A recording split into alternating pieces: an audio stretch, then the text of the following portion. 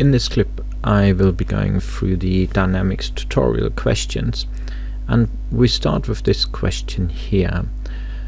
The crucial information here is that someone, Miss Julia, borrows a certain amount, and the deal is that she is to pay it back in 20 equal installments at the end of the year, 3% compounding interest, and there should be annual repayment. So the periods we're thinking about are years.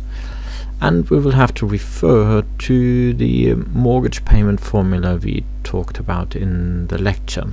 And the annual mortgage payment, we call it A, is equal to R times M, where that M is the borrowed amount and R is the interest rate, divided by 1 minus 1 plus the interest rate, so 1 plus R, and then to the power of negative the number of years, so in this case, or the number of periods, in this case 20.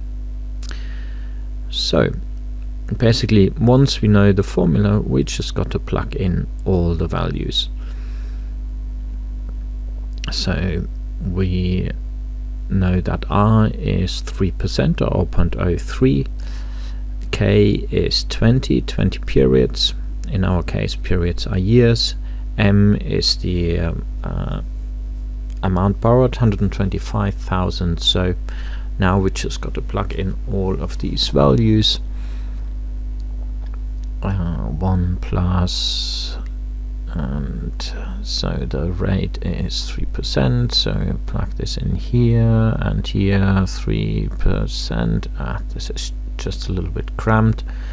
Let me just create a bit more space.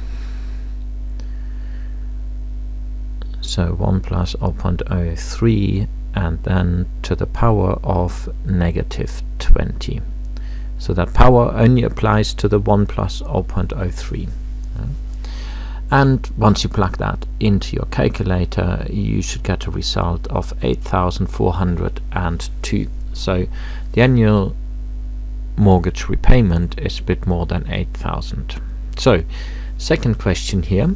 Here we have a difference equation, and the question is, which of the following is the solution to this difference equation? So let me first write down the generic form. Yt plus 1 is equal to a plus b times x, not xt, yt. Let me just write this nicely. So yt plus 1 is a function of yt, and we have these two parameters, a plus b, and if a is unequal to 0, then we call this a non-homogeneous difference equation. So that a is 8, and the b here in our case is negative 1/3. So the negative is important here. So with this in mind, we basically need to figure out what the solution is. The best is if you remember the generic formula for a solution of a non-homogeneous difference equation, and the solution means that we want to express yt as some sort of function of the initial value x0, actually that should be y0, so and the initial value y0 and the coefficients a and b, as well as the number of periods t.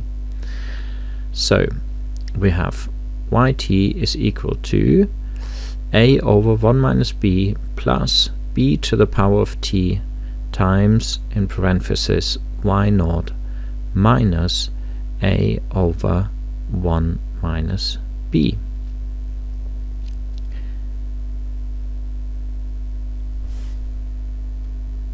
It's now best to know that these green highlighted bits, a over 1 minus b, that these are actually the long run equilibria of our difference equation. So let's figure out what that long run equilibrium is. So y bar, and sometimes we call it y bar, sometimes we give it other names, is a over 1 minus b. So in our case, a is 8, then 1 over 1 minus a third. So when you calculate this, you get a over 4 over 3, and that is the same as 24 over 4 or 6. So our long run equilibrium, our equilibrium of this difference equation is 6. So we have a 6 here and a 6 here for the green bits, and now we have to add b to the power of t. So b is negative a third, and that to the power of t, and then we have in parentheses the initial value, which in our question is 10. So we have 10 minus 6,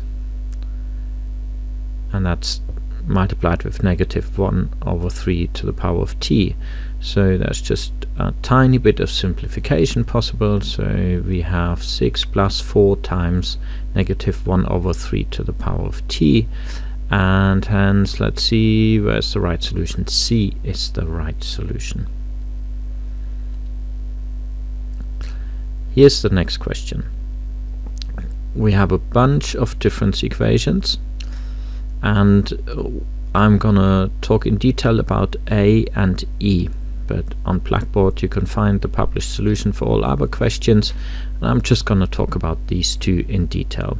A is a homogeneous difference equation and E a non-homogeneous one. So what are we asked to do here? For A, we're supposed to calculate values y1 to y4. So we have our initial value, and the difference equation is y1 equals negative 1.1 times y0, which is the predecessor value. So it's like yt plus 1 equals negative 1.1 times yt. And if yt is 0, we get y1. So it's negative 1.1 times 2, which is of course negative 2.2. So this is our y1 value. What about y2? That depends on y1 and in that form. So it's negative 1.1 times y1. y1 is negative 2.2. So here we get, as the value for y2, we get a positive value, and it's 2.42. And then we can continue with y3.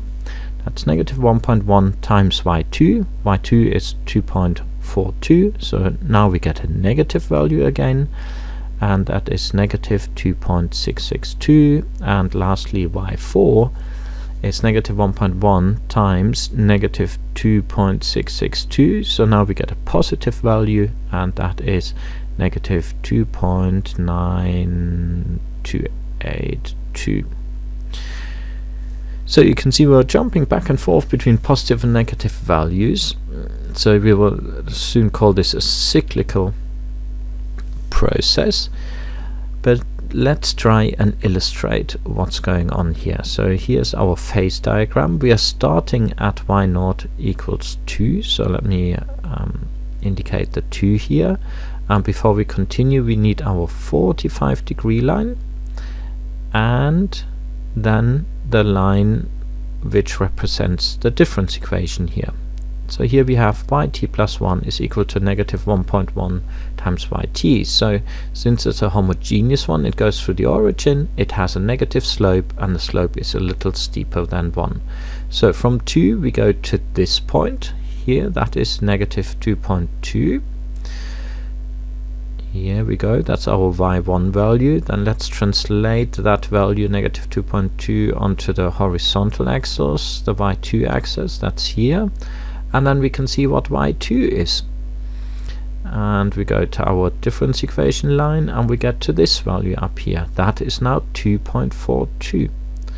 And then let's translate that again via the 45 degrees line onto the yt axis. Here's 2.42, and then we use our difference equation line to get our y3 value, and that is negative 2.662. So that's the value down here, and then we can translate this value again via the 45-degree line, and that's here, and then we go to our difference equation. Here's our next value, so y4 is up here, that was 2.9282, 2.93 approximately. So this is how far we calculated it, and you can see that our values go further and further out, alternating on the positive and negative side. So we are having an unstable process, and it is cyclical. It's cyclical because it goes back and forth, and unstable because we're moving further and further out. What is the solution to this difference equation? Well, we shall be using our generic formula. There's a simpler version for the homogeneous process, but you could use the non-homogeneous one, as the homogeneous case is just a special case of the non-homogeneous one with a zero constant. So here what we get for the homogeneous case is yt is equal to b to the power of t times y naught. B in our case is negative 1.1.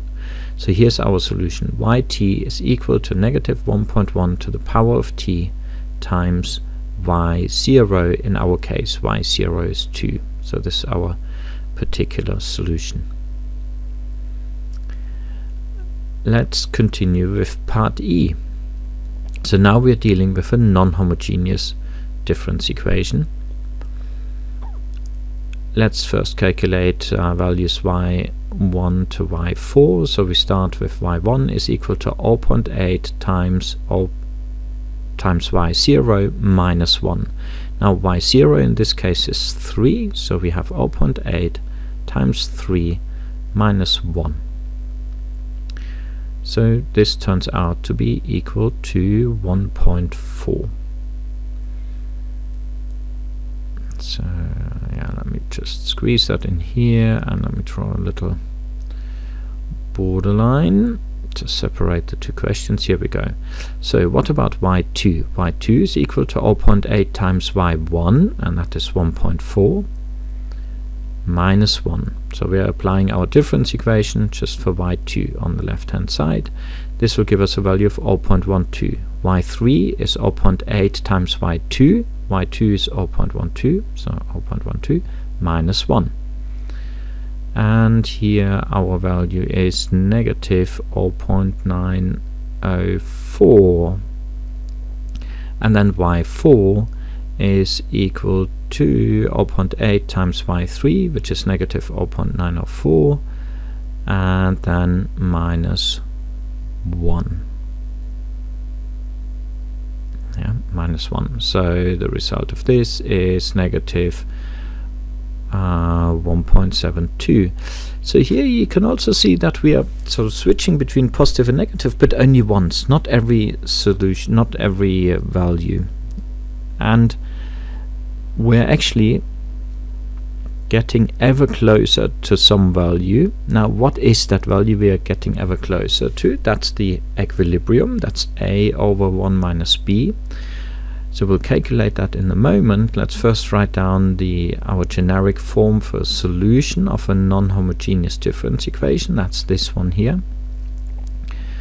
And now we just got to plug in the numbers. So we have negative 1 divided by 1 minus 0.8, then plus 0.8 to the power of t is equal to y0, which is 3 minus, and here we have again negative 1 divided by 1 minus 0.8. So it's just an application of our generic solution. And our first term here, negative 1 over 1 minus 0.8, is negative 5. So we get negative 5 plus 8 times 0.8 to the power of t. That parenthesis term turns out to be 8. That negative 5, which appears twice in our solution, okay, here, that negative 5, that is the equilibrium value y bar. So let us sketch the phase diagram for this difference equation. We're having yt on the horizontal axis, yt plus 1 on the vertical axis. We have our 45 degrees line, so you need that every time you draw a phase diagram, so you can always start from this. Now we got to represent our difference equation. So here we see yt plus 1 is equal to 0.8 yt minus 1.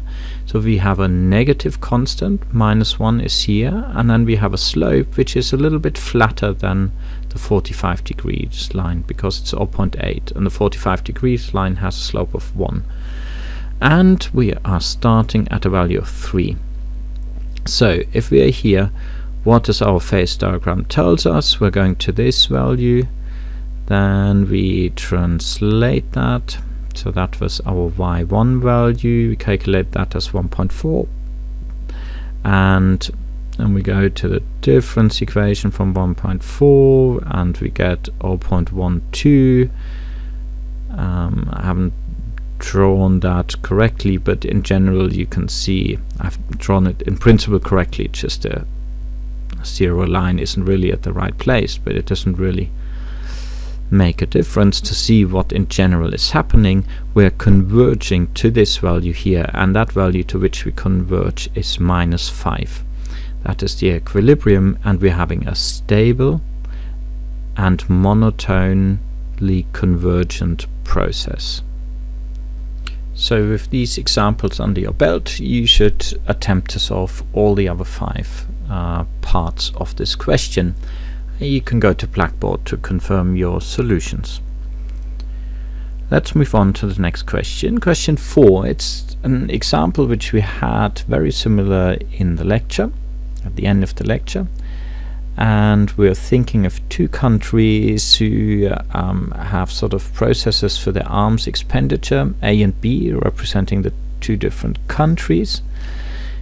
And here on the left hand side, what you basically see is AT plus 1 minus AT. That's basically the change in A at time t plus 1, or the change in B at time t plus 1. That's our 2 equations here.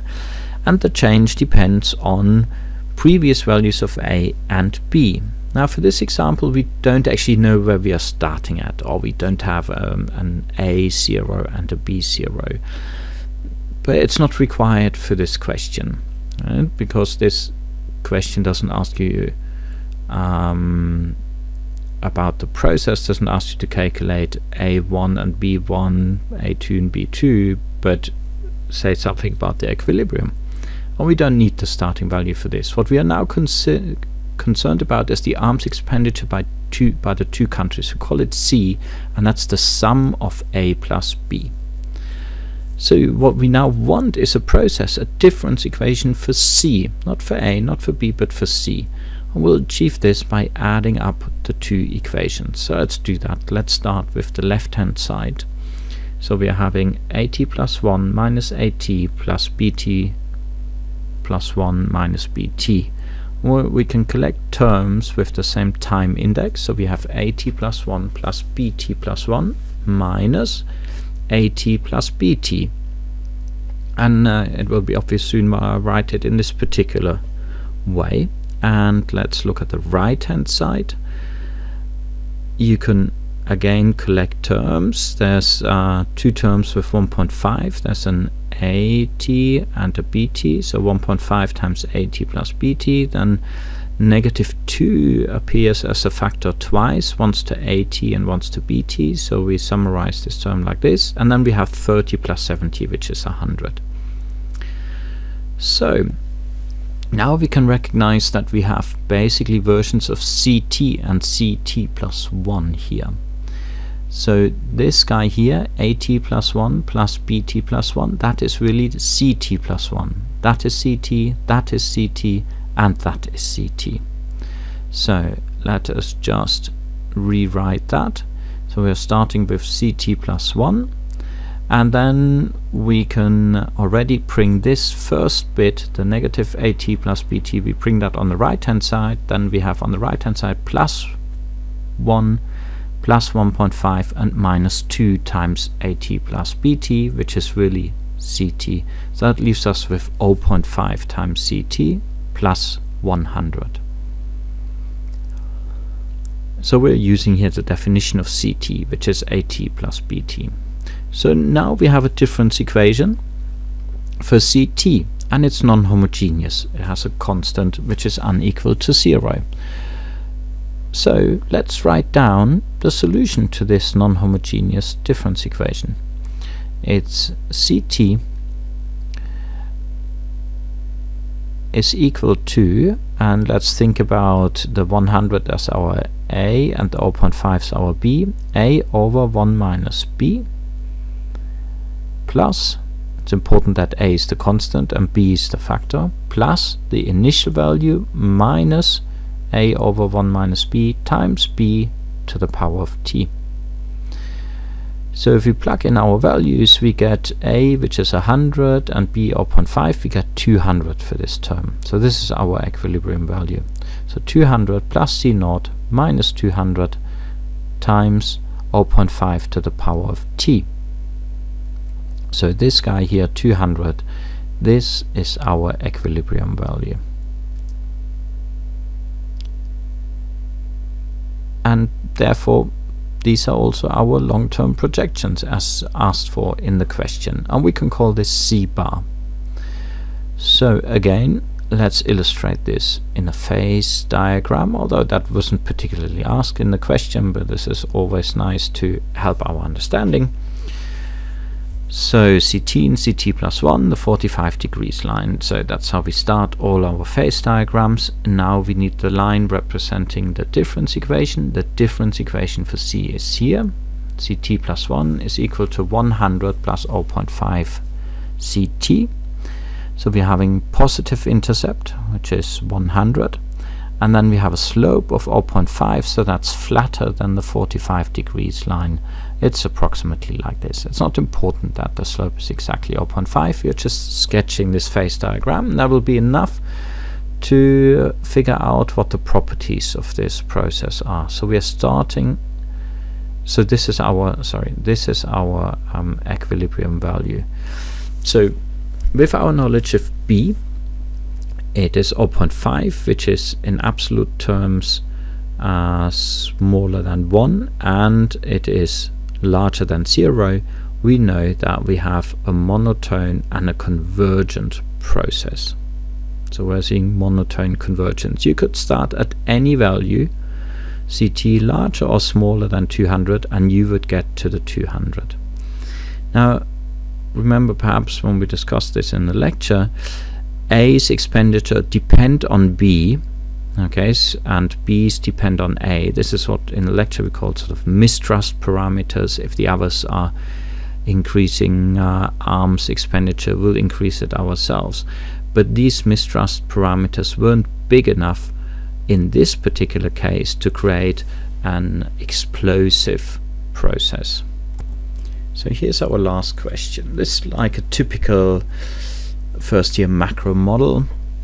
We're having an equation for GDP in an economy, which is consumption at time t plus some investment and some government expenditure, which here we treat as fixed. Then we have a behavioral equation for consumption, which is a function of income, and we have an equilibrium condition. So question, or part A of the question now tells us to substitute equation 2 into equation 1, and let's see, we'll soon see why this is a useful thing to do. So we'll have yt is equal to, and now we substitute in equation 2, so a plus b times yt minus 1, and then plus I bar plus g bar. And we can just rearrange this. We get all the fixed terms to the front, so a plus I bar plus g bar plus b times yt minus 1. So these bars on the I and g aren't equilibrium values as before. They, in this case, the bars indicate fixed values. We'll have to be a little bit careful with notation in a moment. And let's call this alpha, which now allows us to calculate the equilibrium value, y bar, which is alpha over 1 minus b. And alpha, of course, is merely a plus I bar plus g bar divided by 1 minus b. So I said for investment and G we use the bar to illustrate sort of a fixed value, so perhaps let's give our y, our equilibrium, a new name to not use the bar here. We call it y asterisk, and that is now our equilibrium. We've almost answered part A of the question, as only the question about whether it's a stable equilibrium, and perhaps you also check whether it is also a monotone process to get to the equilibrium. And the important information is in B. Now we know B is between 0 and 1. That means the absolute value is smaller than 0. That means it's stable. What about monotone? Do we have a monotone process to the equilibrium? And for that we need to recognize that the B is larger than 0. And if the B is larger than 0, we will have a monotone process. So to both these questions we'll say yes, it's a stable and a monotone process. So what about part B? What's the solution to the difference equation obtained in part A? Now remember, the solution is an equation which expresses y at time t as a function of y at time 0 and the process parameters here a, b, I bar and g bar. So in general the solution to a non-homogeneous difference equation is this: the equilibrium plus initial value minus the equilibrium times b to the power of t. So with this in mind, and knowing that we've defined y asterisk clearly up here, this is really sufficient to write down the equation. Alright, let's move to part C. And this is now sort of the interesting bit. Suppose that initially we are at equilibrium. And let's say therefore that the initial value is at the equilibrium value which we calculated to be y asterisk. So, and that's of course this one which we calculated here in part A. Now however the government decides to increase government expenditure, some infrastructure program, perhaps building of a high-speed rail, or spending more on military, or more on social care. Well, we'll increase it to g bar 1. And now the question is whether the new equilibrium, and we'll call this now in a moment y bar, is larger than the original, the initial equilibrium by 0, and whether the difference in the y is larger than the difference in government expenditure. So let's calculate the new equilibrium, and we could go through the entire same process as we did in part A, but we recognize that nothing has changed but for the g. So we'll write down our new equilibrium. We'll call this now y bar. That's why I cancelled out the y bar up there. Now initially the investment and the government expenditure were y bar 0 and g bar 0. So let me actually go back to part A and add zeros here to the investment and government expenditure. And now our new equilibrium is going to be the same equation really, just with the new value for g bar. So a plus I 0 bar plus g1 bar over 1 minus b. So this is the new equilibrium. And the question, so the two equilibria really only differ in these red circled terms. The difference is in the g, but remember we are also dividing all of this by 1 minus b. So therefore the difference between the new equilibrium and the old equilibrium, y bar minus y asterisk, and here in the question the y asterisk was also labeled y0, so let me actually do this here so we're consistent with the labeling in the question. So the difference between the new and the old equilibrium is therefore just the difference between G1 bar and G0 bar. So G1 bar minus G0 bar, but divided by 1 minus B. So now you got to recognize that this denominator term is going to be smaller than 1, as B is between 0 and 1. So it's going to be positive still, but smaller than 1. And that means that G1 bar minus G0 bar over 1 minus B is going to be larger than Y bar minus Y0. So let us represent this situation in a phase diagram to see what's happening here when the government increases expenditure in our little model. So here's our phase diagram now with yt and yt plus 1. Since it's GDP, it's hopefully our process will indicate that it's positive all the time. It wouldn't make sense. Negative GDP. Here's our 45-degree line. Then let's represent our non-homogeneous difference equation. It has a positive intercept, and it has a slope of b, but that is smaller than 1. So it looks something like this. So if our initial value y0 was in equilibrium, so we're in that point where our difference equation line intersects with the 45-degree line, then we can ask now the question, and perhaps we first illustrate what the intercept was. That was our alpha here, a plus I bar plus G bar, or I bar 0 plus G bar 0. So that was the alpha, a plus I bar 0 plus G bar 0.